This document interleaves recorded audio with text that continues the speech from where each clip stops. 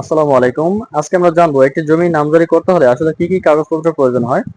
আপনারা জানেন যে বর্তমানে নামজারিগুলো আসলে অনলাইনের মাধ্যমে করা হয়, সেক্ষেত্রে অনেক সেন্সিটিভ একটি বিষয় নামজারি।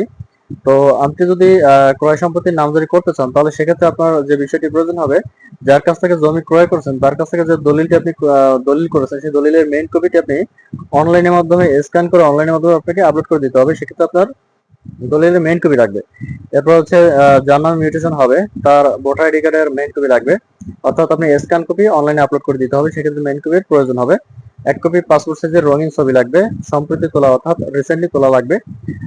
এরপর হচ্ছে যাদের কাছ থেকে জমি ক্রয় করেছেন, যদি আপনি ওয়ারিশ সূত্রে ক্রয় করে থাকেন সেক্ষেত্রে আপনার অবশ্যই ওয়ারিশ সার্টিফিকেট প্রয়োজন হবে, এবং যদি আপনি মূল মালিকের কাছ থেকে ক্রয় করে থাকেন এসএ মূলে, তাহলে অবশ্যই আপনাকে এসএ খতিয়ান এখানে দাখিল করতে হবে। এরপর যদি আপনি আহ দলিল থেকে দলিল ক্রয় করেন সেক্ষেত্রে আপনাকে অবশ্যই পূর্বের যে দলিলটি আছে সেই দলিলের মিউটেশন কপি লাগবে। এই সমস্ত বিষয় আপনার একটি মিউটেশন করার ক্ষেত্রে প্রয়োজন হবে। এর থেকেও যদি বিস্তারিত জানতে চান তাহলে এর থেকেও যদি আপনি বিস্তারিত জানতে চান তাহলে আমার চ্যানেলে ভিডিও আপলোড করা আছে, আপনি সেখান থেকে জেনে নিতে পারেন। ধন্যবাদ।